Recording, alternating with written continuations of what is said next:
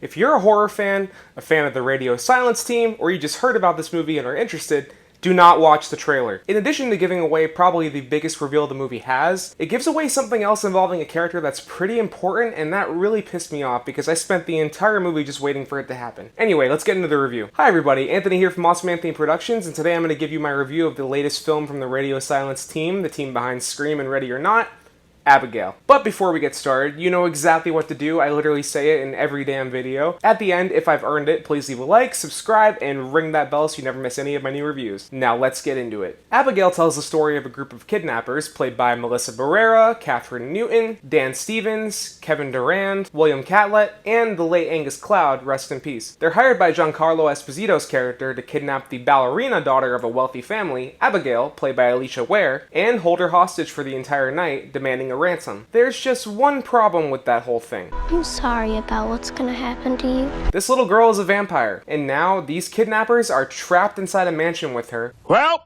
we're boned! Turning a simple hostage situation into a total bloodbath. I'm very glad that Radio Silence had the chance to do another original horror movie like this. If you've seen any of my earlier videos, like my bottom 10 list of 2022, you'll know that I was really not a fan of Scream 5, and I did think Scream 6 was a lot better. But Ready or Not was one of my favorite movies of 2018. A near perfect blend of bloody horror and pitch black comedy. I forgot my gun. Why don't you just use mine? Mr. Ladomas, I just saw her running.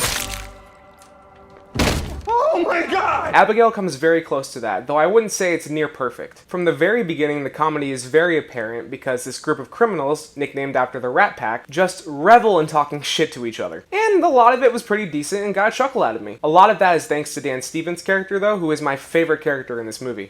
Alright, let's go kill us a vampire. His no-nonsense, cynical, kind of douchey attitude paired with more goofy characters like Catherine Newton, who has more than proven herself after the disaster that was Ant-Man 3, and her rich, white girl, rebel persona, along with Kevin Durand's big, lovable teddy bear, tossing out one-liners left and right. How do we kill a vampire? What are we talking about, like an Anne Rice or a True Blood? Took the somewhat one-note comedy and really elevated it. Angus Cloud, unfortunately, is one of the weaker aspects of the cast, but that's not due to him. That's thanks to the writing portraying this character as a one-note, thuggish type character without any real depth to him. I don't really have much to say about William Catlett either. He's a very minimal presence in the movie, and there's nothing really there at all in terms of characterization. The one with the most depth in characterization, however, is Melissa Barrera by a mile, but I still kind of had a hard time connecting with her. It's clear that she's meant to be the lead from the very beginning, but I've never really been sold on her as a final girl, especially in the Scream movies that she's been in. What? Though I did think she was great in the Heights. Anyway, she's clearly meant to be the emotional core of the team here, but the fact that most of her development is just relegated to some exposition didn't really do all that much for me. By the end of the movie though, with the agency she has and the shit that she gets put through, I really didn't mind the character anymore and was actively rooting for her. Not bad. Giancarlo Esposito basically plays the same role in everything he's in, but he's so great that it really doesn't matter. But he basically has an extended cameo here, so there's no real point to talk about it. But besides Dan Stevens, the real standout here is Abigail herself, Alicia Ware. Just like Late Night with the Devil, this movie hinges on the performance of a young, inexperienced actress. And just like in that movie, the young actress completely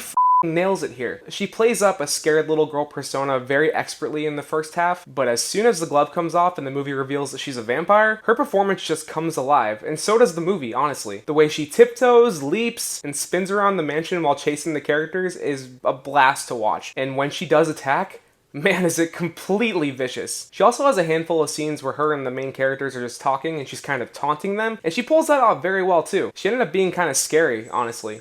What can I say? I like playing with my phone.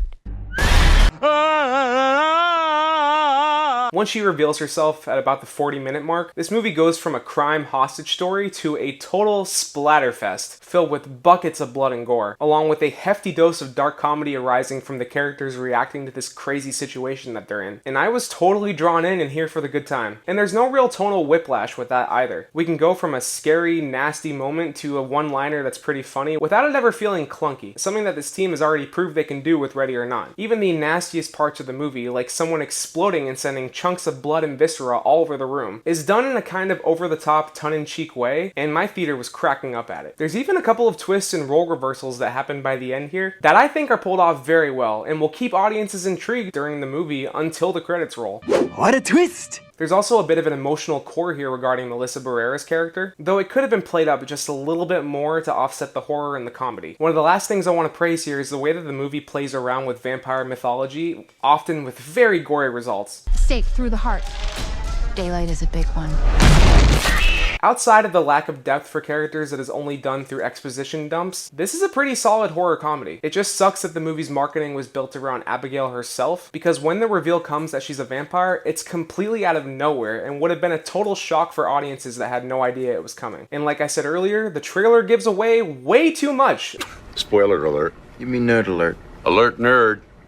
Including the fate of a particular character to the point where the second I saw them on screen, I knew what was coming and waited the entire movie for it. But besides the fumbling of character depth, the mostly one-note comedy throughout the first act, and the fact that the movie's best twist and reveal is what the movie's marketing was built around, this is a very solid horror comedy with a unique premise involving a damn ballerina vampire, A ballerina vampire. filled with suspense, action, buckets of blood and gore, and a reverence to vampire mythology that just made it an incredibly fun time at the movies. And that's my review of Abigail. Thank you so much for watching. If you like this review, you know exactly what to do. I said it earlier. Please leave a like, subscribe, and ring that bell so you never miss any of my new reviews. While you're at it, you can scroll down the description below, find links to my socials, leave a comment, let me know if you saw this movie and what you thought. And if you want more of my content, you can click or tap on these cards right here. Let's take you to my review of Late Night with the Devil, or just over to my channel where you can check out my reviews, my shorts, and my old shit. Thanks for watching, everybody, and I will see you next week for my review of Challengers.